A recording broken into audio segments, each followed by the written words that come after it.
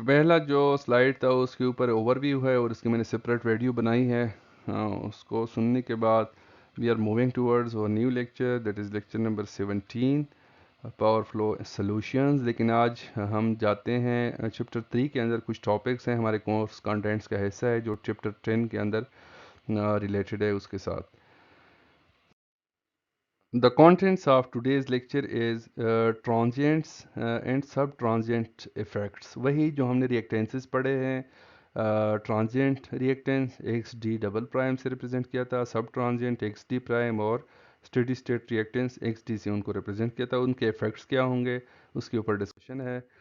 When a fault occurs in a power network, the current flowing is determined by the internal EMFs of the machines in the network, by their impedances and by the impedance in the network between the machine and the fault। जाहिर बात है impedances के ऊपर depend करता है जब fault आ जाती है, क्योंकि impedance की वैल्यू वहाँ ज़ीरो हो जाती है।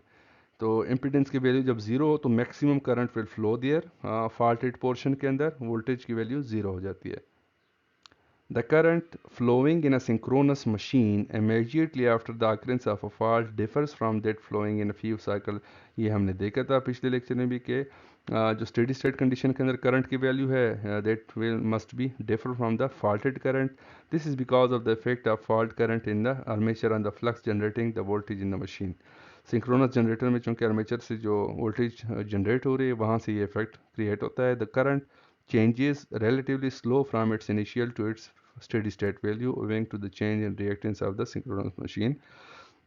अब हमारा इंटरेस्ट क्या है इसके अंदर, और immediate interest is in the inductive effect कि इंडक्टेंस का जो इफेक्ट होता है उस पर क्या असर पड़ता है in the armature of the synchronous machine when a three phase short circuit suddenly occurs at its terminal. देखिए दो चीज़ें हैं। पिछले लेक्चर में हमने ट्रांजिएंट्स इन RL सर्किट के अंदर देखा था, ट्रांसमिशन लाइन के ऊपर जब हम सडनली AC वोल्टेज अप्लाई करते तो वहाँ से जो डिस्टर्बेंस जनरेट होती थी वो, उसकी सिमिलरिटी को हमने मैच किया था कि एक अनलोडेड सिंक्रोनस जनरेटर है, उसके टर्मिनल्स को अगर हम शॉर्ट सर्किट करते हैं तो उसकी वजह से जो चेंजेस ट्रांजिएंट्स जनरेट होंगे that must these are similar to the RL circuits के अंदर जब आप सडनली AC वोल्टेज अप्लाई करते हैं। तो आज हम सिंक्रोनस जनरेटर वाले पोर्शन को पढ़ रहे हैं कि यहाँ पे शॉर्ट सर्किट से क्या इफेक्ट क्रिएट होते हैं। Before the fault occurs, suppose that the armature voltage are VA, VB and VC। तीन फेजेस का है, थ्री फेज जनरेटर है। तीनों फेजेस के ऊपर क्या इफेक्ट पड़ेगा, and this gave rise to voltages VD, VQ and V naught according to equation 3.43। इसको हमने चूंकि पढ़ा नहीं है इस वजह से सिर्फ मैंने यहाँ पोस्ट किया। You can C VA, VB और VC है, और यहाँ पे VD, VQ और V नॉट है। तो यहाँ पे इन फिगर्स के अंदर अगर आप देखें VD भी गिवन है, VQ भी गिवन है। बाकी चीज़ों के डिस्कशन में हम नहीं जाएंगे। Two axis model of the synchronous machines, ये चैप्टर 3 के अंदर इसकी सारी डिटेल गिवन है। अगर आप इंटरेस्टेड हैं तो आप देख सकते हैं, लेकिन हम सिर्फ यहाँ पे इस पोर्शन, ये पोर्शन B है और ये फिगर A का पोर्शन है। तो हम सिर्फ यहाँ तक अपने आप को महदूद रखते हैं कि पोर्शन B के ऊपर जब हम शॉर्ट सर्किट अप्लाई करते हैं, जो स्विच कनेक्टेड है हेयर एंड हेयर, तो फिर इफेक्ट क्या पड़ेगा सिस्टम के ऊपर। Figure 3.6a shows the voltages VD and VQ at the terminals of the D axis. D axis का मतलब है डायरेक्ट एक्सिस और Q एक्सिस का मतलब है एक क्वाड्रेचर एक्सिस। इसकी थ्योरी मौजूद है इसी चैप्टर के स्टार्ट में, आपने पढ़ा होगा DQ नॉट का जो नेटवर्क है, यानी डायरेक्ट एक्सेस, क्वाड्रेचर एक्सेस और ज़ीरो सीक्वेंस नेटवर्क या इम्पीडेंस। तो ये पूरी एक सेपरेट टॉपिक है, डिस्कशन है, इसको हमारे कोर्स का हिस्सा नहीं है। तो यहाँ पे डायरेक्ट एक्सेस और क्यू एक्सेस को आप यहाँ तक समझे कि इस सर्किट के अंदर VD है और एक यहाँ पे क्वाड्रेचर एक्सेस का सर्किट है VQ। The short circuits of phases A, B and C imposes the condition। ये सारे की चूंकि जब शॉर्ट सर्किट आ जाती है तो मैंने जिस तरह कहा कि करंट ज़्यादा मैक्सिमम पे चली जाती है, वोल्टेज जीरो पे आ जाती है, which leads to a condition VD and VQ, ये दोनों सोर्सेज भी जीरो हो जाते हैं।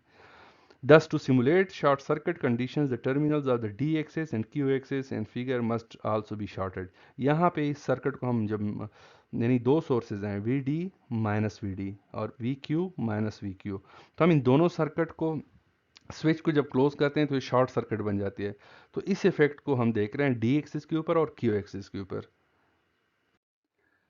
Each of these circuits has a net terminal voltage of 0 when equal but opposite voltage sources are connected in series as shown in figure इस B के अंदर जिस तरह मैंने मेंशन किया 3.16 figure B.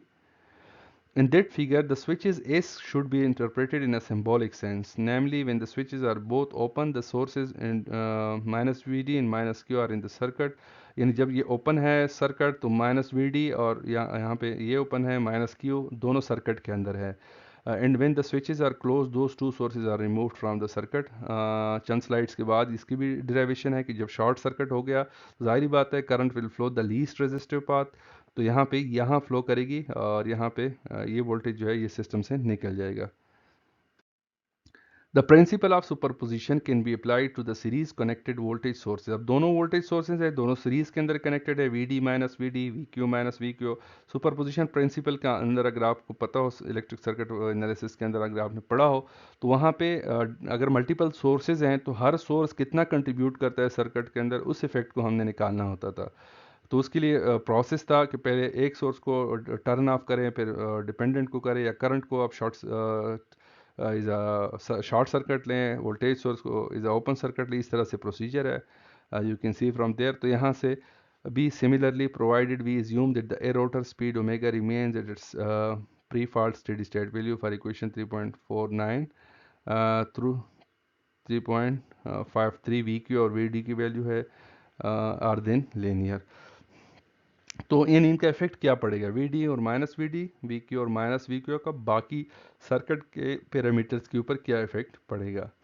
तो सुपरपोजिशन थ्योरम को यूज़ करते हुए सुपरपोजिशन प्रिंसिपल को we can derive this but हमारा नहीं है रिलेशन इसके साथ इसलिए हम इसको स्केप कर रहे हैं. With both switches closed in figure 3.6 B. अगर यहाँ पे ये क्लोज हो गया ये क्लोज हो गया तो क्या होगा we have the steady state operation of the machine since the sources V D and V Q then match perfectly the D axes and Q axes voltages the terminal just before the fault occurs. So अगर short circuit कर लेते हैं तो फिर exactly ये match कर जाते हैं डी और क्यू एक्सेस के वोल्टेजेस के साथ जो फॉल्ट से पहले हों.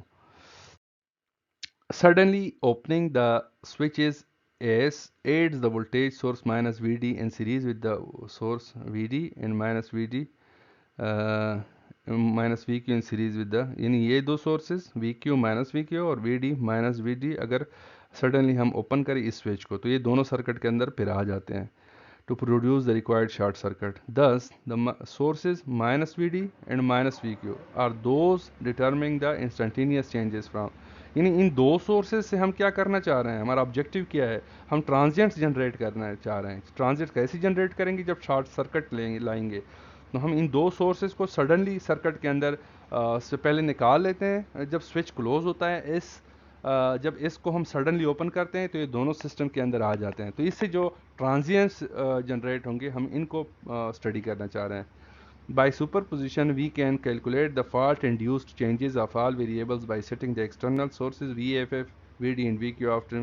जाहिर वही बात है सुपरपोजिशन को यूज़ करते हुए हम सारे सोर्सेज को क्लोज करते हैं minus V D minus V by applying the voltage minus V D और माइनस वी क्यू को देखते हैं अनएक्साइटेड रोटर मशीन के ऊपर फिगर 3.17 के अंदर जो गिवन है कि बाकी सारी चीज़ों के ऊपर इन दो सोर्सेज की वजह से क्या चेंजेस जो हैं वो इंड्यूस्ड हो रहे हैं fault induced changes. You can see from here this is minus VD minus VQ plus VD यहाँ पे था plus VQ यहाँ पे था दोनों निकल गए स्विच था स्विच चूँकि क्लोज किया यहाँ पे तो आप देख सकते हैं कि इसका क्या इफेक्ट पड़ेगा बाकी सर्किट के पैरामीटर्स के ऊपर. The direct axis of transient reactance XD double prime is defined as omega LD double prime is considerably smaller than XD double prime which means that वही रिलेशन जो हमने चैप्टर 10 के अंदर पढ़ा था लेक्चर 16 में कि सब transient reactance is less than transient reactance which is less than steady state reactance. और इस तरह करंट के वैल्यूज़ अपोजिट में है यानी सब ट्रांजिएंट की सबसे ज़्यादा फिर ट्रांजिएंट की सबसे इससे ज़्यादा और इसके अलावा स्टेडी स्टेट की सबसे कम वैल्यू ऑफ करंट होती है. The reader should check the numerical data given by the machine. वही टेबल 8.8.2 के अंदर जो डेटा गिवन है practical field data we should note the similar reactances can be defined for the Q. इस तरह Q access के लिए और डायरेक्ट D एक्सेस के लिए D एक्सेस के केस में भी यही है तो सिमिलरली Q एक्सेस के केस में भी इसी तरह की वैल्यूज आ जाएंगे transient, sub-transient or steady-state reactances on के respectively current values. We have shown that the synchronous machine has different reactances when it is subjected to short circuit faults at its terminal. जो कि lecture 10 के chapter 10 के अंदर भी हम यही पढ़ रहे हैं कि आर एल सर्किट के ऊपर अगर ट्रांजिएंट आएंगे तो उसके रिएक्टेंसेस क्या होंगे. सो दोनों चैप्टर के अंदर डिफरेंट कंडीशंस है. चैप्टर 3 के अंदर अनलोडेड सिंक्रोनस जनरेटर्स हैं, उनके ऊपर अगर शॉर्ट सर्किट अप्लाई करते हैं तो रिएक्टेंसेस की वैल्यू क्या हो जाती है हमने देखा. और वहाँ पे चैप्टर 10 के अंदर हमारे पास ट्रांसमिशन लाइन है, आर एल कनेक्टेड है सीरीज़ में, वहाँ पे अगर ट्रांजिएंट आ जाते हैं, जब हम सडनली एसी वोल्टेज अप्लाई करते हैं तो वहाँ जो ट्रांजिएंट होते हैं, जो रिएक्टेंसेस होते हैं, वो दोनों सेम होते हैं. चैप्टर 3 और चैप्टर 10 के दोनों डिफरेंट सिनेरियोज के. Immediately upon occurrence of the short circuit, the armature of the machine behaves with an effective reactance W. ये चैप्टर 3 का बता रहे हैं कि क्यों होता है, आर्मेचर के अंदर ये चेंजेस आते हैं, इस वजह से इस पर इफेक्ट पड़ता है. डायरेक्ट एक्सेस, शॉर्ट सर्किट, सब ट्रांजिएंट. अच्छा, जो शॉर्ट सर्किट सब ट्रांजिएंट टाइम है वो ऑलमोस्ट 0.03 सेकेंड तक सस्टेन करता है. उसके अलावा जो the period over which x D double prime is effective is called the sub-transient period, और उसको हम 3 to 4 cycles of the system frequency लेते हैं. Similarly, the period of effectiveness of xd prime is called the transient period, और उसकी value हमारे पास is of the order of 1 second, यानी 1 second तक ये sustain करती होती है. So this was all about these 3 reactances and the relative their periods. और यहाँ पे एक टेबल A.2 के अंदर जो डेटा गिवन है, typical reactances of 3 phase synchronous machines है. You can see salient pole generators है चैप्टर 3 के अंदर, इसी को कंसीडर किया हुआ है. सबसे पहले बहुत ही यहाँ पे आप देख सकते हैं मैन्युफैक्चरर की तरफ से जो डेटा गिवन है ABB पावर T&D कंपनी की तरफ से. चैप्टर 3 के अंदर तफसीली इसकी डिस्कशन है. सेलिएंट पोर्ट जनरेटर, उसकी configuration, quadrature axis, direct axis, जो एंकल्स बनते हैं, ये विद डैम्पर्स इनकी वैल्यू है, लोअर वैल्यूज़ और हायर वैल्यूज़. तीनों रिएक्टेंसेस की XD XQ का भी गिवन है, क्वाड्रेचर एक्सिस का. Similarly XD prime, XD double prime, इनको हमने नहीं पढ़ा. You can ignore these values. Without dampers जो होते हैं, यानी डैम्पर सर्किट जो होते हैं, वो आपको पता है डैम्पर वाइंडिंग ऑसिलेशन को रोकने के लिए होते हैं, सडन जब चेंजेस आते हैं. तो these are the values of the reactances for all these 3 reactances. The values are given from practical field data. So this was all about today's lecture, which is prepared from our textbook. Thank you very much for listening to this lecture.